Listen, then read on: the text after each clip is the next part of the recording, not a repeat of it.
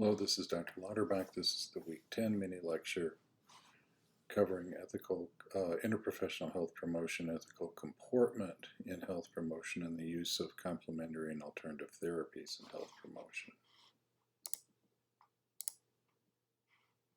We'll start off with Chapter 15, which is interprofessional health promotion. The authors start off talking about 2 Institute of Medicine reports to err as human and crossing the quality chasm.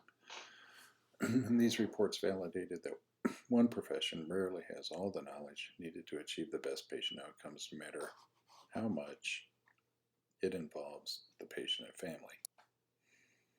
But implementing interprofessional process is difficult, and it's hard to do without increasing the cost of care and adding to the complexity, which has the potential to even increase error through communication mishaps. Until recently, there was no reimbursement for interprofessional team rounds apart from what any of the individual professionals got from their normal professional services. Recently, there has been some reimbursement brought about for case management, which can include interprofessional teams, but it is not sufficient to make up for the time lost from regular reimbursement streams. In terms of definitions for interprofessional practice, there are a number covered in the book. I put 2 of them here on the slide, one from Waynes, Jones, and Basling, the process for communication and decision-making that enables the separate and shared knowledge and skills of care providers to synergistically influence client and patient care. And then Masterson's a willingness to share and indeed give up exclusive claims to specialized knowledge and authority in other professional groups can meet the patient and client's needs more efficiently and appropriately. Here's another more contemporary one, a process by which 2 or more professions synergize their separate and shared knowledge and skills within a context of mutual respect to fully engage patient families in optimizing their health. Following the format of looking to the evidence and talking about how to implement the evidence for health promotion, the authors go through some of the evidence for interprofessional collaborative practice, not specifically for health promotion, but just collaborative practice, and they point to these studies. One came from the World Health Organization back in 2010, which concluded that collaborative interprofessional practice could strengthen health systems and improve health outcomes. And then they have some systematic reviews from Cochrane. Reeves et al. Is commonly looked to as kind of the seminal work on interprofessional practice and the challenges and benefits and so forth. And then they go through these a number of other studies. Tiemann is also a familiar name in this literature, and a couple of scoping reviews and some collective findings. So here are those other authors. They find that effectiveness and implications of system-level multidisciplinary approaches and changes have yet to be fully determined. Brandt et al. Came up with something similar. They looked at practice processes rather than outcomes, and also conclude that the data is insufficient to make any definitive statements about effectiveness or cost effectiveness. And then collectively, regardless of the researchers' challenges in developing and evaluating the evidence for interprofessional practice, and regardless of the practitioner's limitations in applying the evidence, the positive response of both patients and providers to effective interprofessional collaborative practice continue to support the interest in moving healthcare in this promising direction. The authors go through some of the critical components of collaborative practice. They point to some best practices at organizational and global levels, and then talk about facilitators and barriers. They have identified components, the 5 themes, review of limitations, and affirmation of facilitators and barriers. At the end of the day, there are some facilitators, which are most professionals like it. They like to do this kind of thing. It's helpful. Uh, the barriers are basically two things: no time, which equates also to no reimbursement. So it's basically time away from the revenue stream to do this, and egos. Um, we've moved, I think, beyond where we were in 2010 when a lot of attention was paid to the physician is not the default leader of every interprofessional collaborative team. Uh, that I think we've moved somewhere in the last 15 years on that. Um, but understanding who's the lead and how do they get to be the lead and that sort of thing, along with just basic team building activities and skill sets, may or may not be present, and they can be barriers if they're not present. So the Robert Wood Johnson Foundation has published 6 promising practices. The first is patient-centered interprofessional collaborative practice takes time to develop. Relationships are the building blocks of effective teams. Pockets of interprofessional practice already exist in most organizations, and they can be spread. The term interprofessional collaboration needs to be embedded in the culture. They recommend to start small, on a small scale. And their sixth promising practice is creating a culture of interprofessional collaboration requires multiple reinforcing practices. It is something that requires a lot of attention to sustain. This diagram comes from the book, and it is, I think, a very helpful diagrammatic representation of the issues for interprofessional collaborative practice with organizational concepts and constructs over here on the left, and then kind of the outputs, the client, whether that's the patient, the family system, or the community system on the right, but overall should lead to population health cost effectiveness. That has not been demonstrated yet, but it's not so much that it's not true as it is that there simply haven't been enough studies done. Regulations and professional standards are important in interprofessional collaborative practice because they define the roles that have to be entwined to make it work. I'm not so sure they mean a whole lot to interprofessional collaborative practice for the purposes of health promotion, but they do cover it in the text. This is not something I would test on. There are identified organizational variables. A lack of a shared vision would be a major barrier. The need for role clarification, and then some shared leadership. And the authors spend some time talking about the impact of physician-centric leadership. That may be, that's probably variable depending on the organization. Some organizations have moved beyond this as the default position, and others probably still cling to this historical dominance of physician leadership in all clinical activity. Team factors are important, and they are listed here.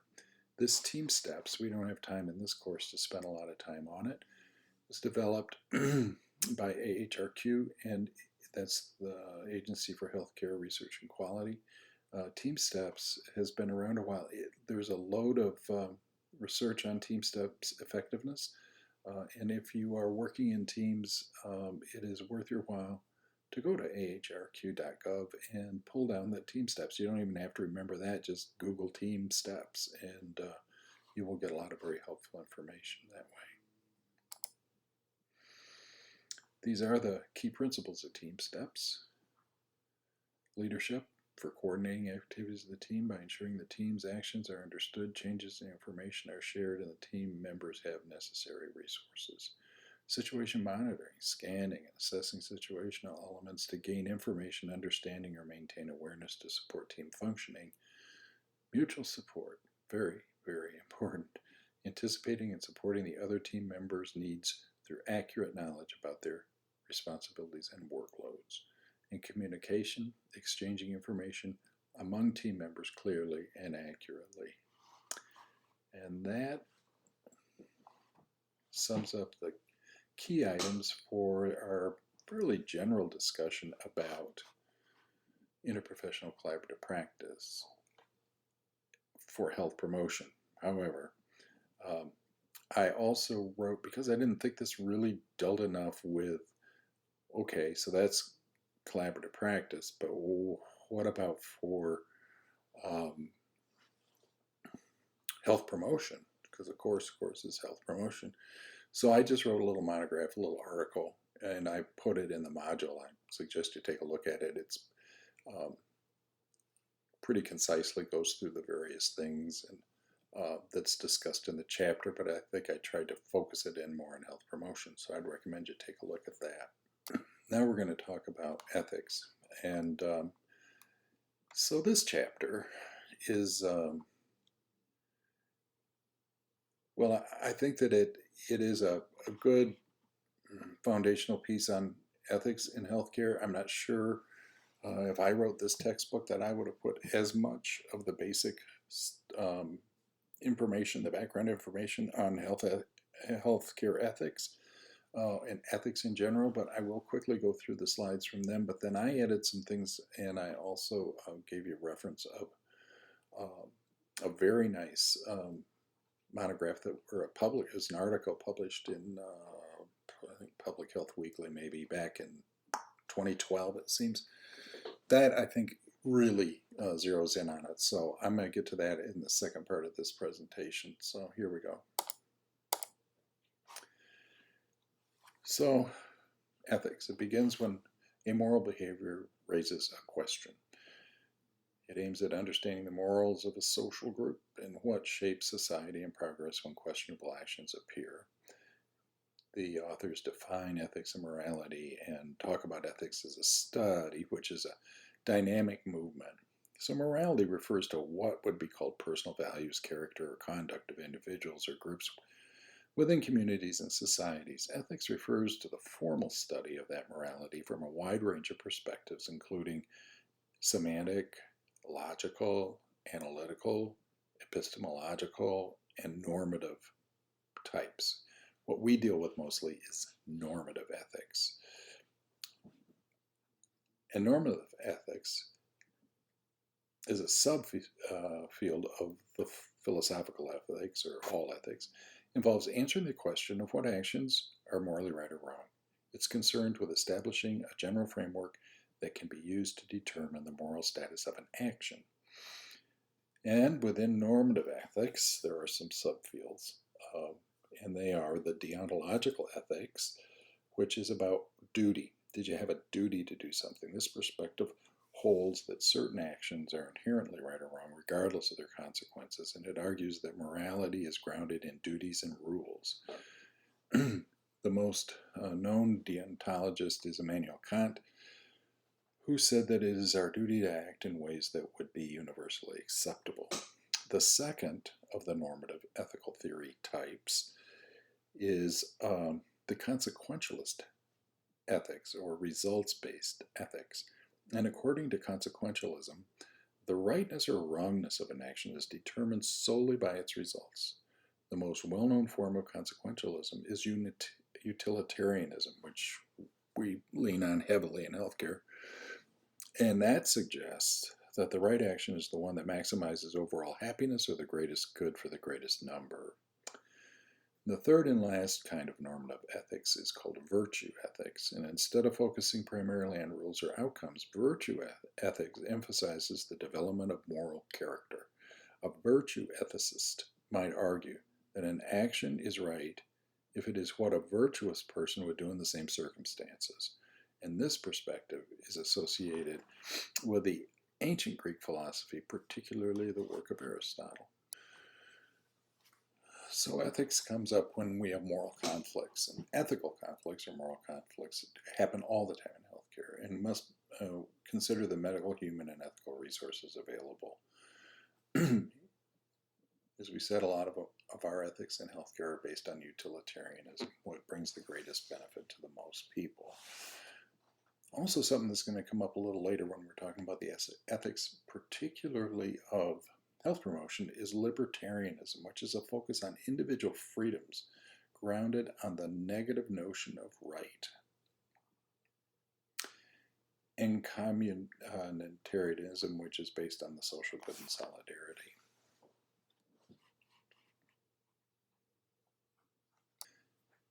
bit more about the negative notion of right. It's also known as negative rights or liberty rights, and it refers to the idea that individuals have rights to be free from interference or coercion by others. These rights are typically seen as protecting individuals from certain actions or restrictions imposed by governments or other individuals. Bioethics emerged in the 70s, and the contributing factors to the origin were the Nuremberg trials, the abuse of Tuskegee the experiments were, if you recall, that was prisoners, and they were specifically African American men who were allowed to go through the natural progression of syphilis, even though there was a treatment known and the prison officials were aware and the investigators knew that these men had syphilis and knew how to treat it. They withheld treatment to watch how the disease would develop. And of course, tertiary syphilis is also known as tabes dorsalis, and it has devastating neurological damage. So that's clearly an abuse. And then there was a rapid development of science and technology starting in the 60s and continuing at an ever increasing pace, which brings up new ethical issues because there are new capabilities and all of them have moral consequence. So the bioethical framework is principalism, autonomy, self-determination to make healthcare decisions and participate in research, beneficence, the obligation to do good for a patient, non-maleficence, which is the obligation to do no harm. They are not necessarily the same thing. They are kind of two sides of a coin, but they're not, the same concept. It's different. And justice, social justice. So the clinical ethics and challenges in the limits of life gets a little deeper here into the theoretical using the philosophy of ethics, but a lack of equal access to technological improvements is a concern. The art of care, something that the chapter spends a fair amount of time on, especially in their introduction, talks about the virtue of looking after the other, especially the vulnerable, with compassion. So when you see the words art of care, what I do is I just substitute the word compassion because they are essentially synonymous. We have an obligation to be compassionate if you believe in this particular ethical line of thinking. Clinical ethics in nursing includes this ethical comportment, which could be also said behaving in an ethical manner. And then with the American Nurses Association, we do have a codified code of ethics. None of it would surprise any of us. So what about the concept of personhood? And when is something person? And a human, it does not equal a person in this regard. That these are kind of fine points of ethical language, but example is high-risk pregnancy. Who is a person? Who's not a person? Is the fetus a person? Is the mother a person? Those are things that have to be determined. And there's a lot of importance around ethical thinking. In general secular morality, there is a distinguishment between biological life and personal life. And that has a lot of ethical implications for us in practice, particularly around reproductive health. But also end of life, but more than anything, mostly reproductive health. And then religious morality is something that comes from theology, and it has its own philosophy. And we have, of course, many major religions, not just Christianity or Islam or some of the ones more common in our region, Judaism. But oftentimes, there is no separation between biological and personal life. I will say, when you read this chapter, they refer to Catholic pretty freely.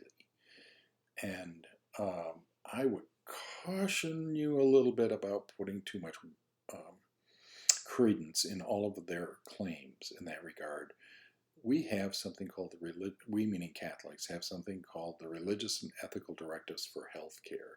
If you really want to understand what is the Catholic Church view of various healthcare services, it's a little pamphlet. It's easy to obtain. You can get it from the diocese. You can probably just get it from Amazon.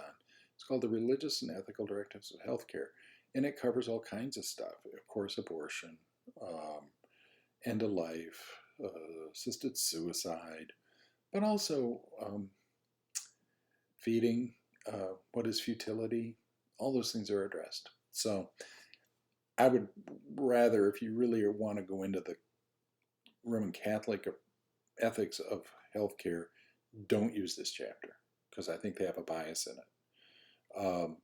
Instead, go read the document. It's called the Religious and Ethical Directives of Healthcare.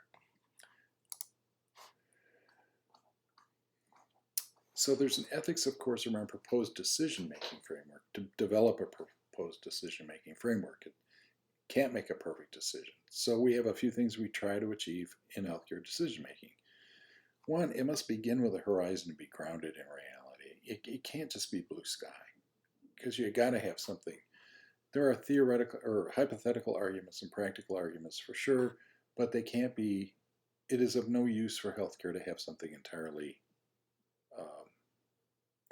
unrelated to reality, just a notion somebody has. There has to be knowledge and foundation from ethical theoretical background. There's a process for discernment of decisions. I guess that's a redundant statement, but process for discernment. There are quality of life decisions. That's where you get to personhood. And it must be democratic in participation. There's got to be dialogue, and there need to be communal decisions, not unilateral decisions. And at this point in the text, they start getting really into ethics that will impact health promotion. So they talk about social ethics and public healthcare strategies and the connection between social factors and health status and the impact of social injustices and health disparities. The connection between, for example, poverty and ill health, and the principles and perspectives for reforming healthcare systems and creating healthcare strategies, which they describe as a virtue ethics approach. The virtue ethics approach for decision-making in healthcare gives first place to the principle of justice in a public health debate.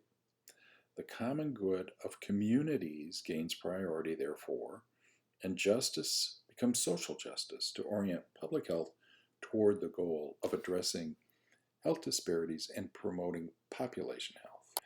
Now I'm going to turn my lecture away from the text and toward the Curtis article that I put in the module,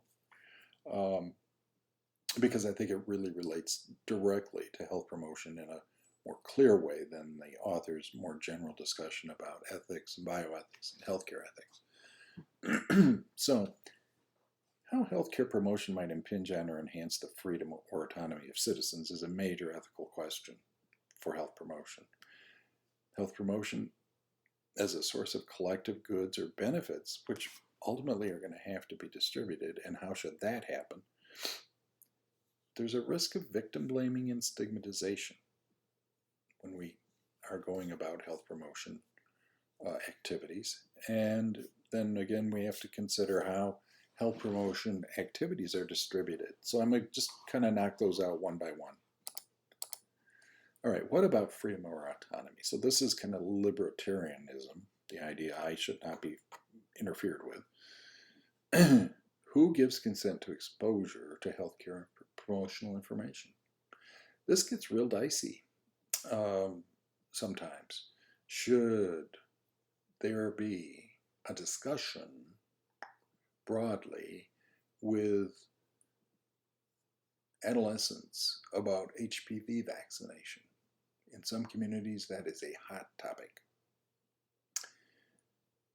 So who gives consent for exposure to promotional information? Does it require formal consent? These are ethical issues to be considered. What about empowerment? Well, empowerment is really only a good when it is a means to an end. And from an ethical perspective, this is why. If you simply go out and say, my health promotional activity is going to be to improve a concept of empowerment, and don't explain any more than that. I'm just people to feel more empowered. Self-efficacy. We're going to build self-efficacy. The problem, simply from a moral perspective, is to do what? If you empower people, and through that empowerment, they start doing bad acts, then this is not a good. This is not something you should do. And that's what is meant here by it is an end in itself, or is it a means to an end? Empowerment is only a good if it is a means to an end.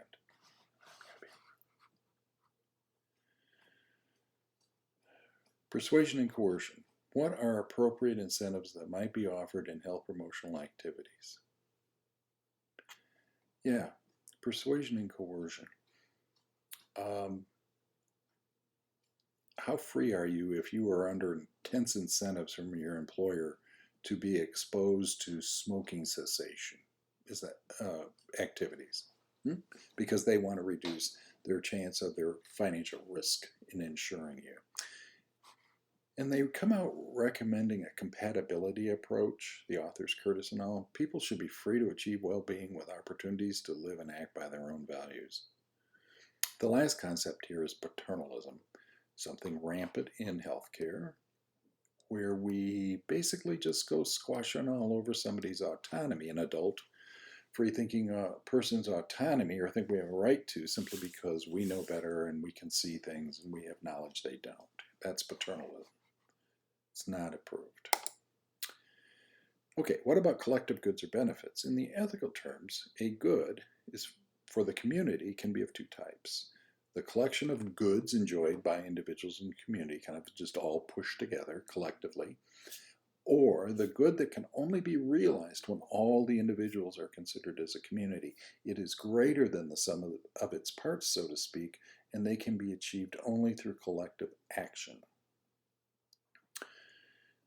To remain ethically and morally pure, health promotion should remain at the community level and not at the individual level.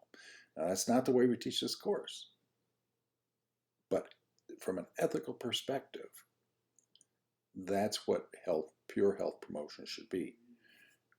So, we've kind of danced around this. You've heard us talking about health promotion and disease prevention. That isn't, that was not a mistake. That was not a coincidence.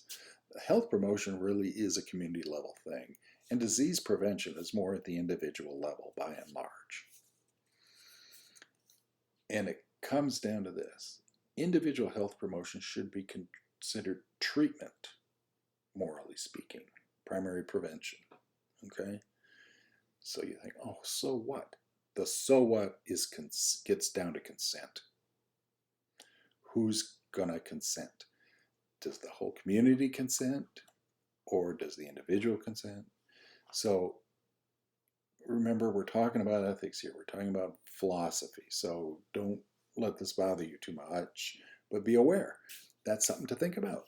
Who's giving consent for this activity? From a libertarian point of view, even food labels are a violation of their rights because they don't want to know. And you stick it in their face. If they want to buy a product, it's going to have a food label on it. It has information they may not want to know. A strict libertarian says that's a violation of rights. Just so you get the idea here. Two questions to ask about health promotion activities is, will this benefit everyone? And are we focusing on outcomes that can only be achieved through collective action? Here's one that's something we don't often think about, but is undoubtedly going on, although not without intent. Our intent isn't generally to do this. Blaming. Is it just to hold individuals personally responsible for their health? Well, you got to think about moral responsibility and causal responsibility. So what's the difference? Moral responsibility gets to intent. Causal responsibility is you were material to this happening, but it was never your intention. If you prepare a meal for somebody with poison in it, and you didn't know the poison was there, and they got sick or died, You are causally responsible, but you're not morally responsible. You had no intent. Okay? We all engage in practices that contribute to our health, but at best we are only partially responsible for our health status. I think we could all agree with that. Also, appealing to individuals to change behavior and depicting that change as easy when all the evidence suggests it's difficult. I think we do this all the time in health promotion. We want it to be attractive, so I think we minimize the effort.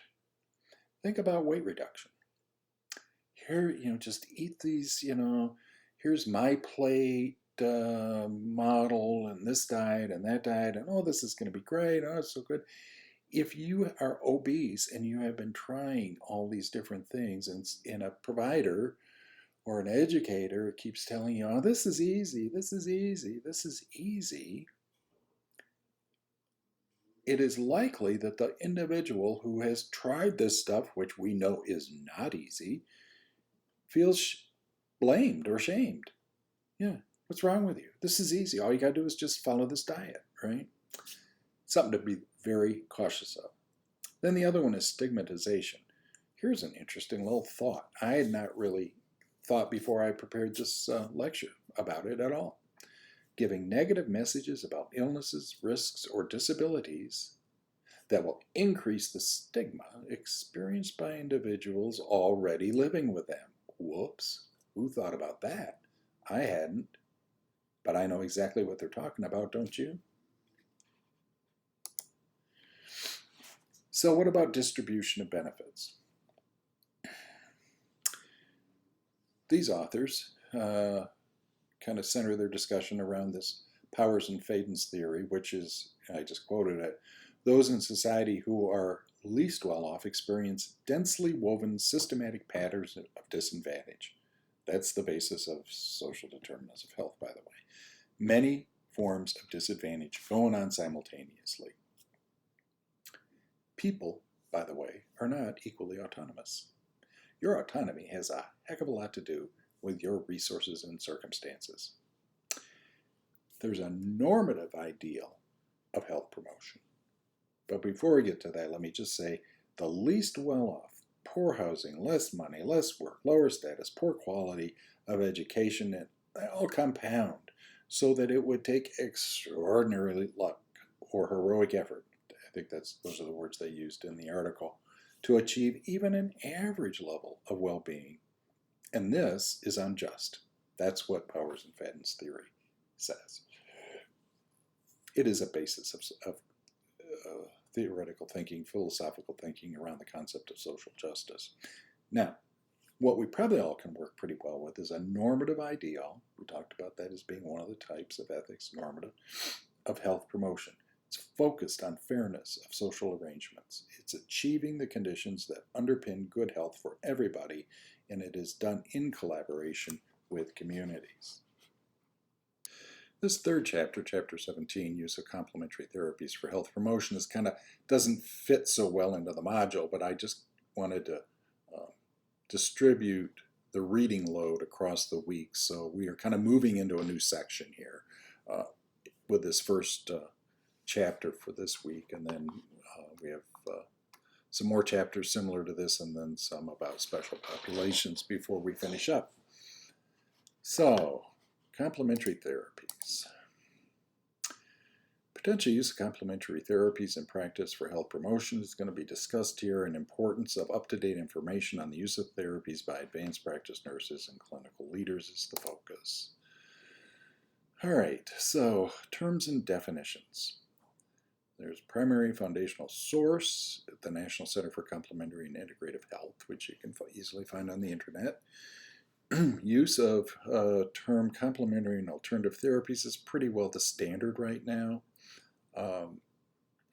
And there's a defining integrative healthcare concept which involves bringing conventional and complementary approaches together. So let's just talk a little bit. Alternative therapy relates to non-mainstream practice that is exclusive of mainstream healthcare. That was from Ali and Katz in 2015. Complementary and alternative medicine, CAM it's often called, is a broad domain of resources encompassing health systems, modalities, practices, and their accompanying theories and beliefs beyond those intrinsic to a society's current dominant health system. These resources are associated with positive outcomes by their users. That was reported by the Institute of Medicine in 2005. Then we move on to complementary therapy, a non-mainstream practice that is used along with conventional medicine. That's the complementarity part of it. And then integrative health strategies and integrative health approaches. Strategies are approaches that combine conventional and complementary approaches in a coordinated way in which theory offers the best of both conventional and complementary and alternative healthcare practices. So, kind of, what are we talking about? Well, there are categories of complementary and alternative therapies.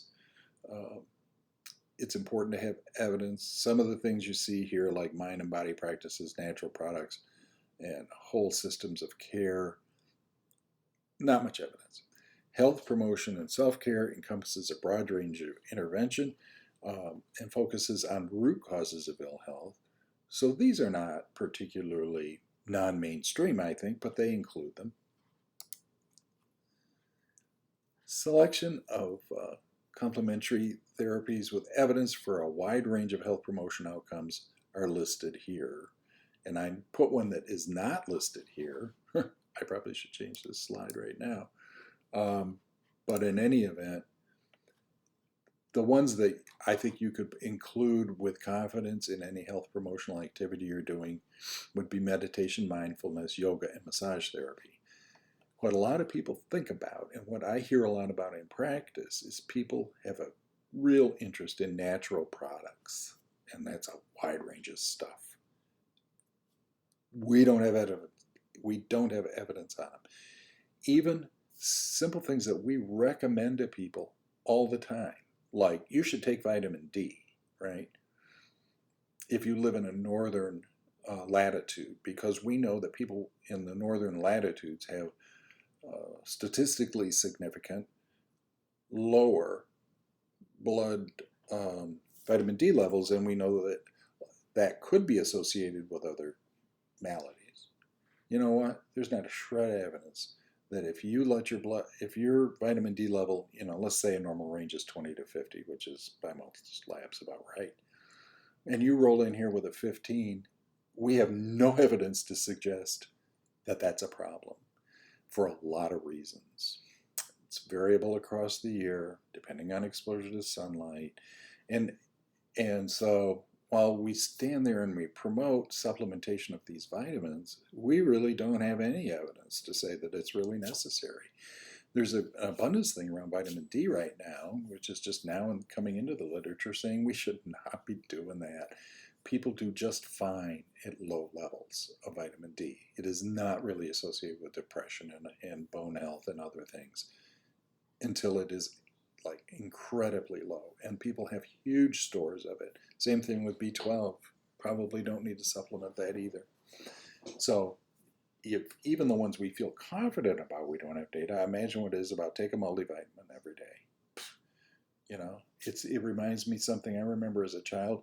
My mother was talking to our pediatrician, our family pediatrician, about giving my brothers and me vitamin supplementation every day. And he just looked at her and he said, feed the fish if you want to.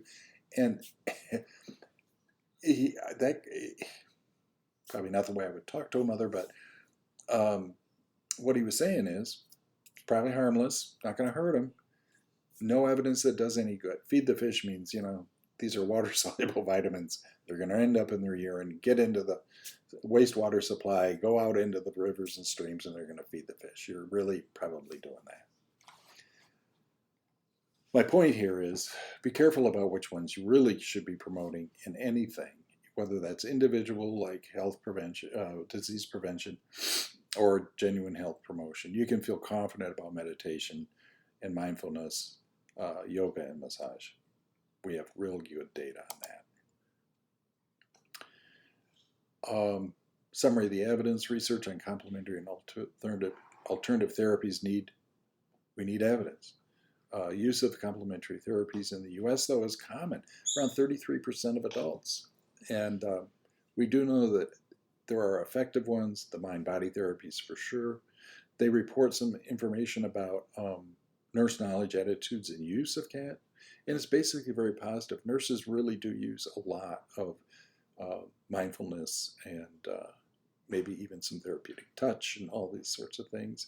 And there's education and certification available. Recommendations for practice. They looked at Pender's health promotion model, which is mutually selected CATs to target clients' areas of need. The American Heart Association's Life Simple 7, great idea. Model for well-being and community complementary and alternative therapies familiarity for advanced practice nurses included in education. So here's some other things. Authentic presence, therapeutic listening, and therapeutic touch. I don't know that I think of them as therapies, but that's fine. And then we see select mind-body CAT for health promotion, but the concern I have here is beware of the natural products.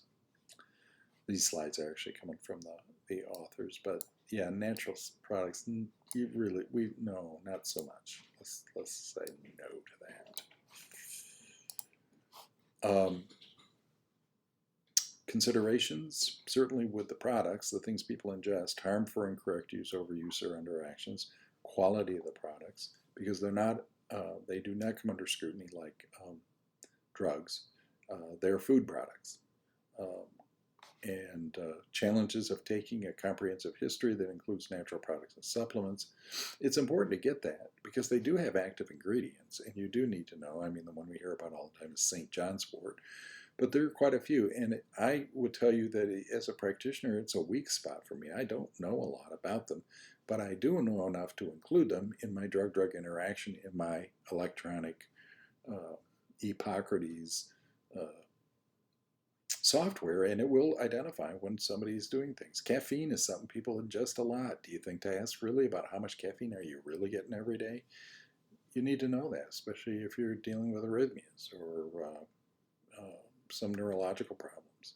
And the importance of always giving clients evidence-based information. Need to be very concerned about vulnerable populations and client differences and considerations. But the big thing with so that isn't going to be a problem for the ones we pointed to: yoga, mindfulness, massage, therapeutic touch, empathic listening, whatever you want to use in that regard is not going to hurt anybody. But once you start having people ingest supplements and natural products, or even substituting proven pharmaceuticals for natural products that don't have good data, you got to be very careful not putting that in your health promotional information. You can make individual decisions with your clients, but it's not health promotion. That's you and your client making decisions about what they're going to do in treatment. Keep your health promotional stuff clean of that.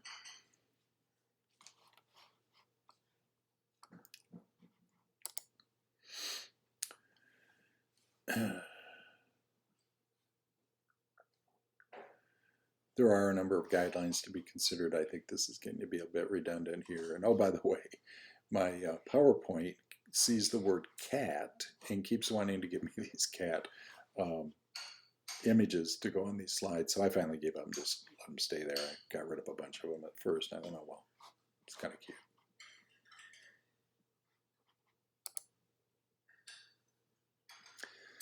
So integrating CAT into practice, health promotion practice, identify practice opportunities for health promotion, interprofessional care and CAT for health promotion, CAT champions, barriers to the use of CAT, and preparations of CAT are all in a little section in the textbook chapter. None of it particularly profound. I think things that we would already know, but it's worth taking a look.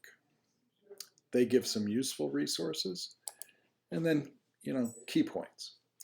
CAT continues to be significant, about 33% of the population using it.